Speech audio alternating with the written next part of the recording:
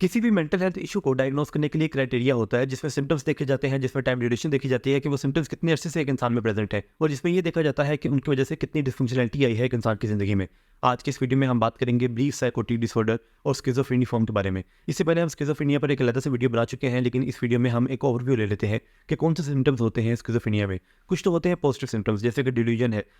जिसमें एक इंसान को फर्म बिलीफ होते हैं, उसको कुछ ख्यालात आते हैं जो कि उसके लिए हकीकत पर मबनी होते हैं। लाख लोग कहें कि ये हकीकत पर मबनी नहीं है, ये सही नहीं है, ये फॉल्स बिलीव है, लेकिन उसके लिए ये जो है वो हकीकत उसको लगती है। जैसे कि ख्यालात हो सकते हैं कि मेरे पास को बहुत ज़्यादा पावर्स है, मैं बहुत यूनिक इंसान हूँ, मैं बहुत बड़ा इंसान हूँ, या लोग मुझे कत्ल कर देंगे, मुझे मार डालेंगे, तमाम लोग मेरे पीछे लगे हुए हैं, मेरे खाने में जहर मिलाया जा सकता है, ये सबकी नज़रें मेरी तरफ हैं, सारे कैमरे मेरी तरफ देख रहे हैं, सारे लोग मेरे बारे में बात कर रहे हैं, सारे लोग मेरे बारे में सोच रहे हैं, मेरा जो स्पाउस है वो मुझे धोखा दे रहा है, वो मुझे छोड़ जाएगा, उसका किसी के साथ अफेयर चल रहा है। तो इस तरह की जो तमाम तरह सोचें हैं, ये फॉल्स बिलीफ होते हैं और इनको डिल्यूजन्स कहा जाता है। इसके बाद हेलुसिनेशंस होती हैं, जिसमें एक इंसान को आवाज़ें सुनाई दे सकती हैं, जैसे कि जो वो शख्स खुद सोच रहा है उसी सोच की एक आवाज़ उसको सुनाई दे सकती है, या फिर उसको रनिंग कमेंट्री हो सकती है कि जो भी वो काम कर रहा है साथ एक कमेंट्री चल रही है कि वो क्या क्या काम कर रहा है। जैसे कि सलमान इस वक्त वीडियो बना रहा है, सलमान के राइट साइड पर टेबल पड़ा है, सलमान के सामने एक लाइट लगी हुई है, सलमान के सामने एक दीवार है। तो इस तरह की जो आवाज़ें हैं वो उसको सुनाई देंगी, जो भी वो काम कर रहा होगा कि मुख्तलिफ लोगों की आवाज़ों में उसको वो काम की कमेंट्री सुनाई देगी। इसी तरह से लोग दिखाई दे सकते हैं, कोई लोग मौजूद नहीं है लेकिन फिर भी वो बातें कर रहा होगा, और फैमिली को ये लगता है कि जैसे वो अपने आप से बातें कर रहा है, लेकिन वो बेसिकली रिस्पॉन्ड कर रहा होता है दूसरी आवाज़ों को। इसके बाद डिसऑर्गनाइज स्पीच हो सकती है, यानी कि बेरफ़ बातें हो सकती हैं कि मैं इस वक्त वीडियो बना रहा हूँ,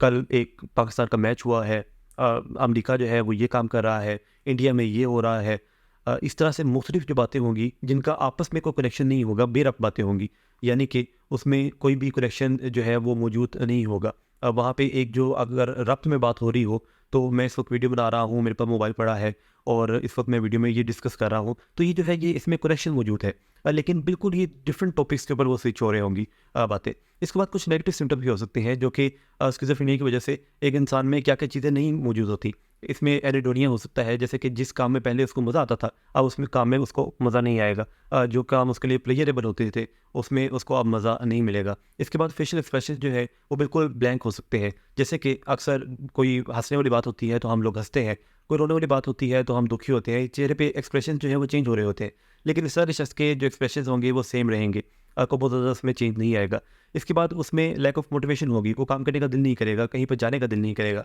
स्कूल, कॉलेज, यूनिवर्सिटी वहाँ पे काम करने का दिल नहीं करेगा, कहीं पे वो प्रोफेशनली काम करता है तो वहाँ पे भी कोई उसमें मोटिवेशन नहीं होगी, सुबह उठ के कोई इस तरह की एक उम्मीद जो होती है वो काम करने की, वो उसमें मौजूद नहीं होगी। उसके बाद इनअटेंशन होगी, लोग बात कर रहे होंगे वो जवाब नहीं देगा, वो लोगों की बातों पर तवज्जो नहीं देगा। इस तरह से जब वो किसी की बात पर जवाब देगा तो वो वन वर्ड आंसर देगा, यानी कि खाना खाना है, हाँ, नहाना है, नहीं, बाहर जाना है, नहीं, ये काम करना है, हाँ या नहीं। तो वो वन वर्ड आंसर में सारी बात कर रहा होगा। अब ये चीज़ें, ये सिम्टम्स जो है अगर ये 6 महीने तक एक इंसान में कम से कम प्रेज़ेंट रहे तो इसको स्किज़ोफ्रेनिया कहा जाता है। लेकिन अगर ये सिम्टम्स माइनस करके, यानी कि नेगेटिव सिम्टम्स अगर इसमें से निकाल दिए जाए और सिर्फ positive symptoms, delusions, hallucinations, disorganised speech या बिहेवियर, अगर सिर्फ वो सिम्टम्स हों और कोई ना कोई एक सिम्टम उनमें से एक इंसान में मौजूद हो 1 दिन से लेके 1 माह तक, तो इसको ब्रीफ साइकोटिक डिसऑर्डर कहा जाता है। और अगर 1 माह से लेकर 6 माह तक